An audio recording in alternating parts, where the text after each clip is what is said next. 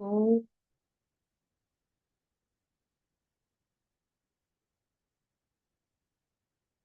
Om.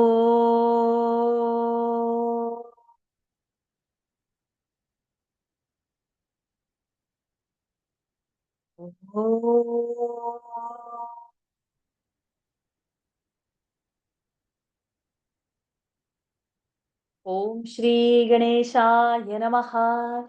Om Shri Saraswatyai Namaha. Om Shri Gurubhyo Namaha. Samasta Jana Kalyane Niratam Karunamayam Namami Chinmayam Devam Sadgurum Brahma Vidvaram Sadgurum Brahma Vidvaram Yo antah pravishya mama vachamimam prasuptam सञ्जीवयत्यखिलशक्तिधरस्वधाम्ना अन्यांश्च हस्तचरणश्रवणत्वगादीन् प्राणान्नमो भगवते पुरुषाय तुभ्यम् प्राणान्नमो भगवते पुरुषाय तुभ्यम् समचरणसरोजम् सान्द्रनीलाम्बुदाभम् जघननिहितपाणिम् मण्डनं मण्डनानाम् तरुणतुलसीमालाम् कन्धरं कञ्जनेत्रं सदयधवलहासं विठ्ठलं चिन्तयामि विठ्ठलं चिन्तयामि. Pranams to the Lord. Pranams to all the Mahatmas in tonight's Eknathi Bhagawat session. We are in chapter 7. We have seen till OV 125. So today we'll just directly resume from 126. Over to you, Sri Hariji. You will ask, karma is created because of pride, and if they give up their pride, how can they act without the nucleus of the sense of pride? Then there will be no action done by them. 127. If that is your doubt, please understand that the state of being free of pride cannot be understood by others. It is a personal feeling. How can it be known to others? 128. The physical body moves and acts according to its prarabdha. But by the effect of ignorance, pride becomes strong and begins to say that I am the doer. 129. At that time, the wise seekers follow the advice of the Guru and wipe out the pride together with the ignorance.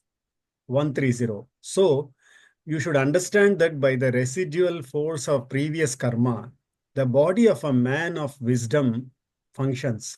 And thus, all the actions of men of wisdom are done by only the physical body. 131. When actions are performed only by physical body, then only they are called unintentional. By using a smile of innocent child, this state of mind is explained. 132. The Lord Krishna further said to Uddhava, I shall now tell you the state of having no pride. Please pay attention. Then Uddhava began to hear further. सर्वभूतसुहृच्छान्तः ज्ञानविज्ञाननिश्चयः पश्यन्मदात्मकं विश्वं न विपद्येत वै पुनः. Meaning of the verse, when a man is friendly with all the beings, is at peace with the world, has definite knowledge and self-knowledge, and sees the universe as the existence of which I am the Atman, he does not become a victim of any calamity again. 133. At first, by listening to the scriptures, there is knowledge in the mind, and when that knowledge is applied and experienced, it becomes wisdom. And when a man is enriched by knowledge and wisdom, he becomes free of pride. 134. When this prideless state is established, then his mind is very peaceful. 135.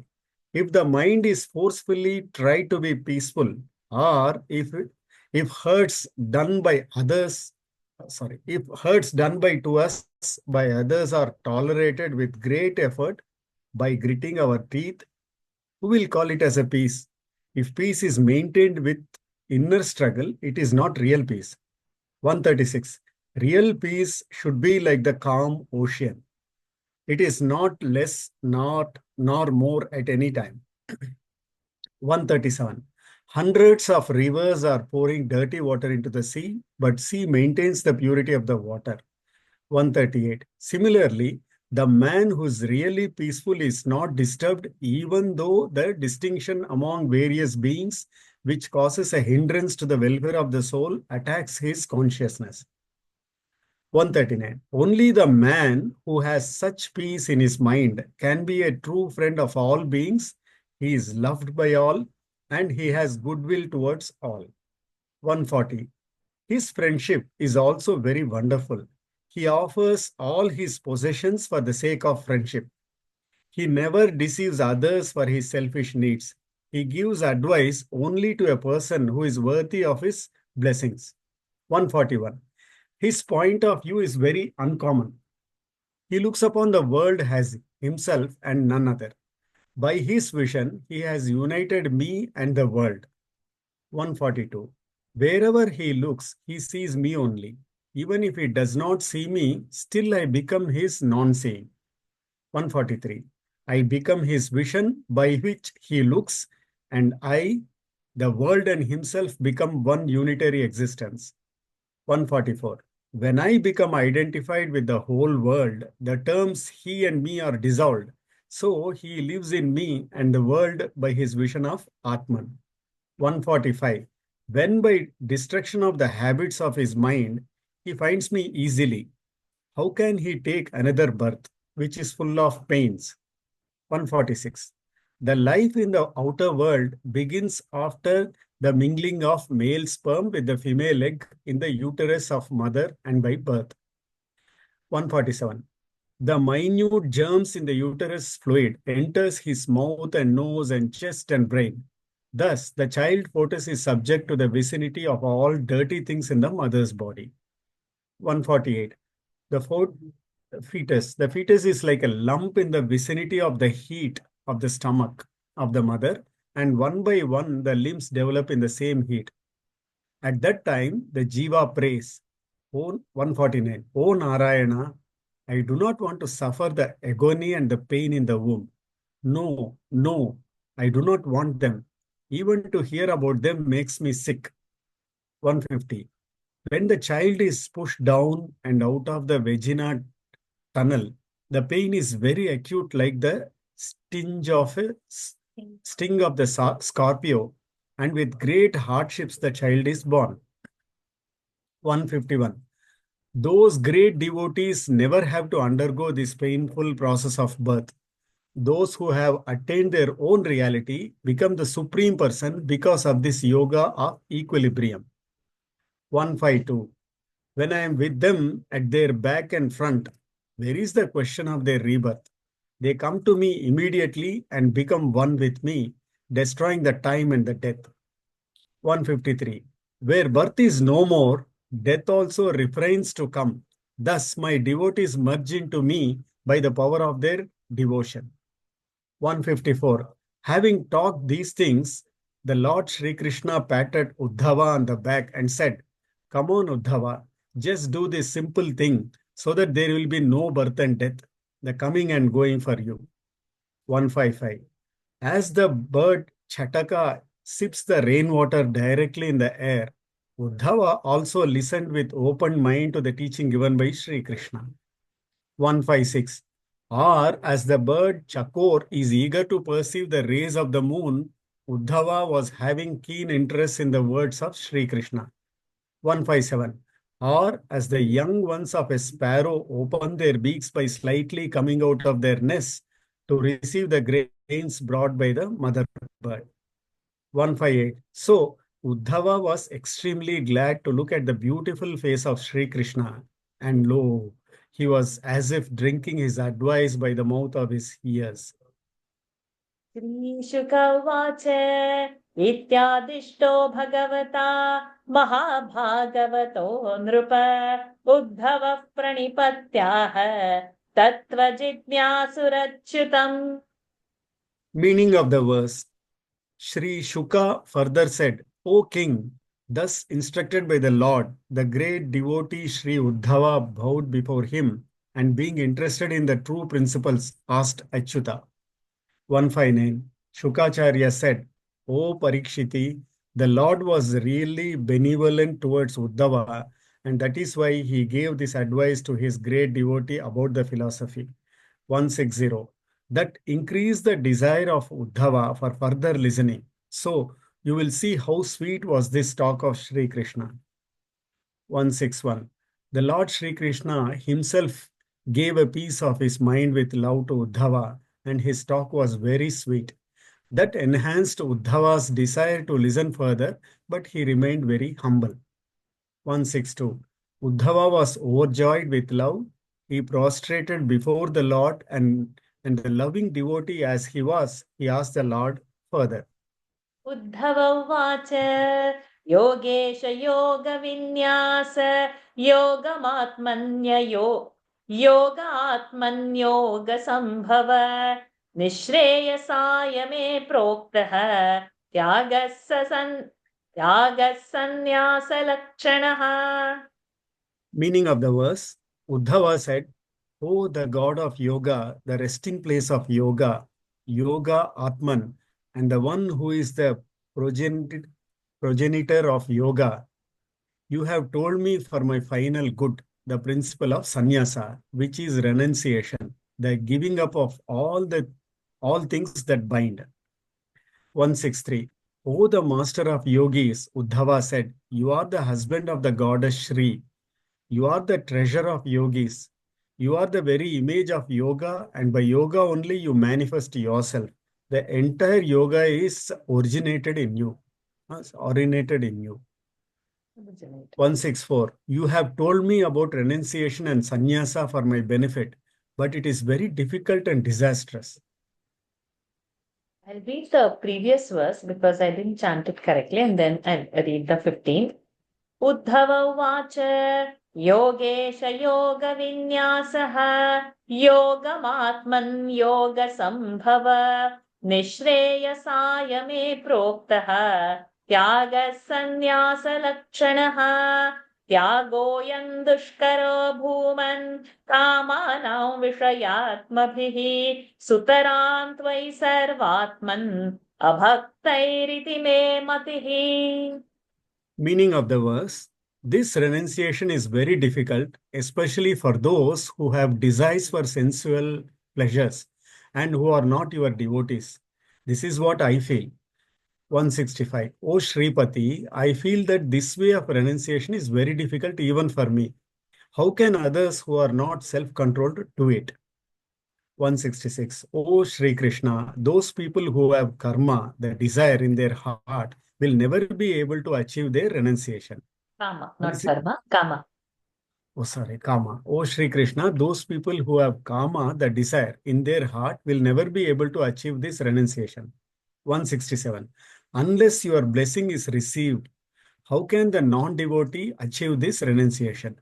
The way of giving up everything which is advised by the Lord is not within the capacity of all. 168. See the strange state of affairs. Even though you are in everybody's heart, we find that instead of merging into you, the heart runs out towards outward objects. 169. The non-devotees are deeply attached to and caught by the worldly life. They go away from you. As their mind is always shadowed by the desires, they will not be able to drop anything away. 170. O Sri Krishna, it can be asked, why cannot people give up things?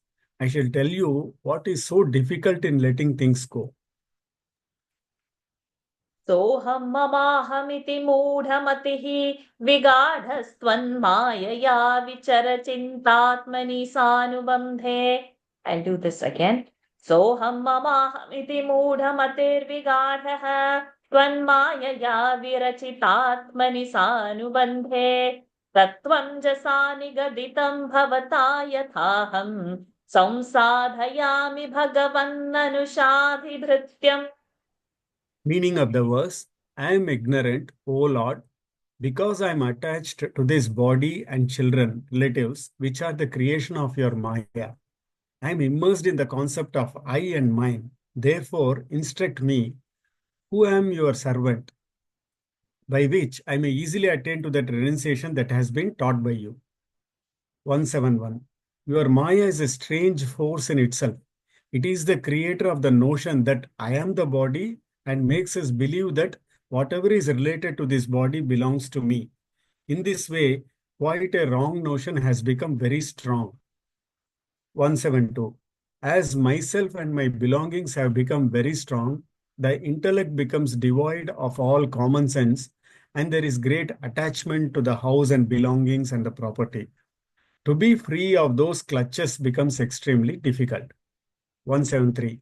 The Lord should by His grace make that intellect pure, and then self-knowledge will be attained easily. When this will happen, then only the devotees will pass beyond this worldly life. 174. O Purushottama, O Sri Krishna, please free us, your servants, from this rigor of worldly life. 175. O Sri Krishna, I do not feel it right to ask this to anyone else except you, because all others are already harassed by the objects of this world. सत्यस्य ते स्वदृशात्मनः सत्यस्य ते स्वदृशात्मन आत्मनोऽयं वक्तारमीश विबुधेष्वपि नानुचक्षे सर्वे विमोहितधियस्तव मायये मे ब्रह्मादयस्तनुभृतो बहिरर्थभावाः. Meaning of the verse, O Lord, I do not see any other except you, even among the gods in heaven who can advise me about self-realization, the only truth, the Atman. Even Brahma and all the beings look upon external things as real, and they are thus deluded. 176. I may think of approaching Brahma for the advice, but he is engaged in the work of creating and making manifest this world. He is thinking day and night how to create beings. 177. How can he, who is by his own nature proliferating the creatures, ever give me knowledge of being free of this mundane life?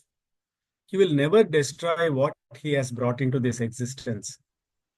178. Narada gave teaching about Brahman, and thus people stopped procreating children.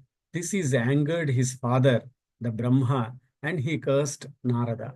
179. O Sri Krishna, I do not feel like asking those who are indulging in mundane things. 180. If I think of asking the sages, I found that they are proud of their own opinions. They trust to firmly establish their doctrine, and if anyone contradicts them, they immediately curse him. 181. The minds of those who have an ulterior motive in giving teachings of having much money are occupied by material things, and the teachings of renunciation offered by them is simply a means of filling their belly. 182. If Guru is attached to the worldly objects, how can the disciple be ascetic? Those who go to such a man of instruction really lose their chance of liberation. 183. On the other hand, you are by nature very truthful, self-illuminate, Atman of all beings, and eternal. You know how tactfully to explain the path of spiritual life and how to remove doubts from the minds of the seekers. 184. O Master Sri Krishna, I do not find any other in the three worlds who is able to teach the knowledge of Brahman. 185. So, O Krishna, you are the soul, the Atman. You are the teacher of self-knowledge, and it is you alone who can bring a permanent understanding of the self to the minds of the disciples. तस्माद्भवन्तमनवद्यमनन्तपारं सर्वज्ञमीश्वरमकुण्ठविकुण्ठधिष्ण्यं निर्विण्णधीरहमुद्वृजिनाभितप्तः नारायणं नरसखं शरणं प्रपद्ये. Meaning of the verse, therefore, as I am afflicted with sorrows and my mind has now turned away from the world, O Lord, I seek refuge in you, who are the Narayana, the great Lord, who are the friend of all beings, devoid of all defects, eternal, infinite, and omniscient, the supreme ruler of all, whose abode is the eternal Vaikuntha. 186. Therefore, I find that you are always pure, O ruler of Yadavas.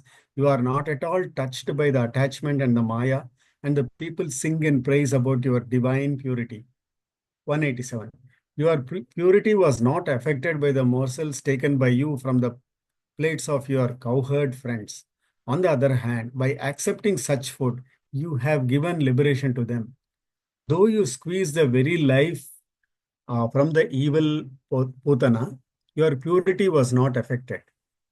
On the other hand, she was freed from the births and deaths. Thus, her vices become virtues. 189. Though you subdued Kalia, serpent, and destroyed his pride, that did not pollute your purity. You freed from the poison and thus uplifted him. 190. The washerman, who was of low caste, was normally destined to continue his lower cycle of births and deaths, but you freed him and he became eligible for Sayujya liberation. 191. You kept so-called clandestine relationship with gopis, but removed desire totally from their life, thus making them worthy of final freedom called Sayujya Mukti. 192. You are called Purushottama because you remain a non-doer while acting according to the moral code or against the moral code. 193. The three gunas bind very cruelly the man whose consciousness is within these gunas, but those gunas come to an end in you, and therefore you are called endless. 194. Space and time cannot impose limits on you, and therefore you are endless and limitless. The Vedas even cannot know how far is your limit. 195. How much should I entreat you and become totally subservient to you? You are the very image of knowledge in our heart and the only knowledgeable in the three worlds. 196. The powers of Maya via knowledge and ignorance are under the control of the God. But you are the God of gods, O Sri Krishna. Just is your fame of this nature. 197. O Sri Krishna, you are the controller of all, a non-doer, though doing everything, non-enjoyer, though enjoying all the things, and you are the only God. 198. O Sri Krishna, you are the resident of the place which is not affected by time and space, and you are the complete manifestation of the totality of your nature. 199. You are the undestructible abode of Nara, and therefore you are called Narayana. The Jiva moves by your power. You are the mover of all beings. 200. You are the God and the final goal of Nara, that is Narayana.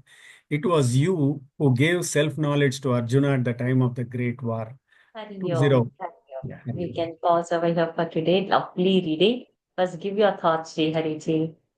What you felt. Yeah. I mean, the way in which it was explained about the difficulties that a child go through in the mother's womb, and praise Narayana to come out of this pain, right? From then onwards, if we have to realize that God is in our heart.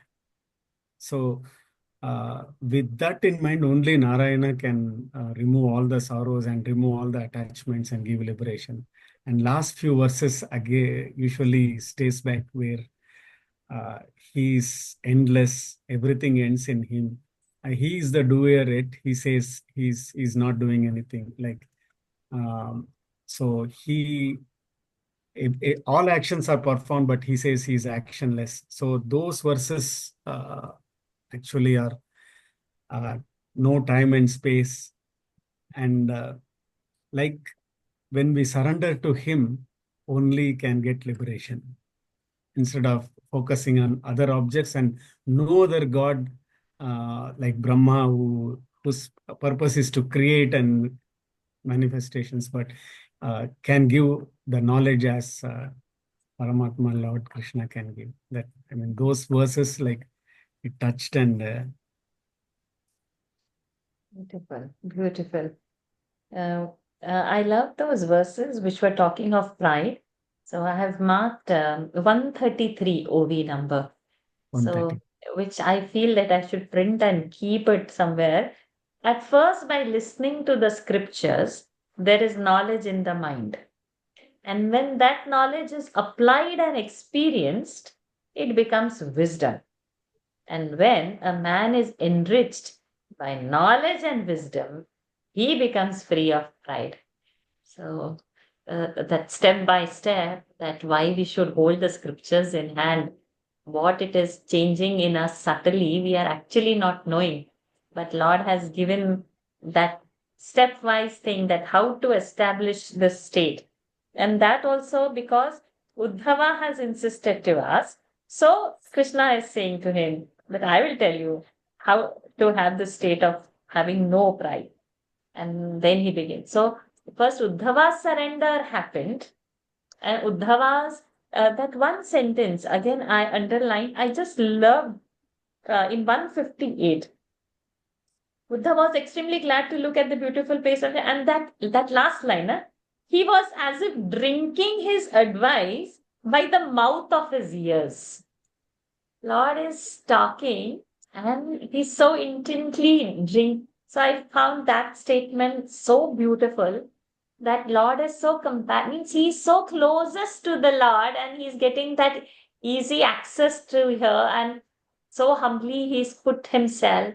So Lord has also come down at his level to advise. So I felt that line was so beautiful. I underlined that and I had kept. And then yes, as you said, all those last verses about Lord, they were very beautiful. Anybody has anything more to add? Please add. So I also found today's discourse very astute and very, very foresighted, right? I mean, at the language that, 300 years back, he could talk about the physical process of birth, but realize that it's beyond that. The hardware is and the act is so different from the software of infusing life into that lump of flesh, right? I thought that was incredibly ahead of times in comprehension. And the verses you highlighted, Varsha, are really rich on language, right? They are extremely, how should I say, palpable and very, very visualizable in a very direct sense, very beautiful. And of course, the ones that Sri Hari brought, I felt that verse 196 was just felt like out of the Vibhuti Yoga, and 197 onwards felt like Vishnu Sahasranamam, right? I mean, so that was the other thing. But beautiful satsang today also, as well as last Friday. I think they were both beautiful. Each section is very, very rich, very rich. Yeah, there was a small little practical thing which, because I'm trying to do repairs to our Pune home is I've always had this, particularly in the last few years, it's become a little more evident to me that there is something about the Sanatan Dharma and its survival in the low middle class and the middle class society of India, which is incredible. It's the soft consciousness of India, and I feel it's just so lost in the higher echelons, but somehow they function with a lot more groundedness and awareness of what faith is, right? And so the electrician who came, because I found that he was beyond an electrician, I was getting his inputs on certain things, and there was common sense. Like he told me, see, ma'am, you have to place the gas here because this is Purab, and that's what the Shastras say. You should not just redesign a kitchen just for the sake of, thing. आपल्या शास्त्रामध्ये असं म्हणतात ना की पूरबला होऊ द्या. So it was like, ironically, I had also a prior contractor had come in and told me where the God house should be placed, and and suddenly I saw the analogy between these two. So I just think we tend to ignore the knowledge of these shastras that is time tested, right? Time tested, and that brings harmony and balance and just structure to society, right? So very good. Since you picked up that topic, to be specific, then Purab South, East South should be the kitchen, and East North should be the God house. So if you're placing there, so it is those corners. So one is the Agneya. Any more thoughts anybody has? what does vinyasa mean actually in one of the shlokas when he alludes to what does the word vinyasa mean in? Okay. Because I only know of it as vinyasa yoga, and people use it so casually without I don't know what the Sanskrit meaning for vinyasa means. Is it to try or is it? I'll go back to that later. One of the early Sanskrit shlokas, the Looking second. into it. Yeah. Yogesha Yoga Vinyasa. One who's staying in the yoga. Mm.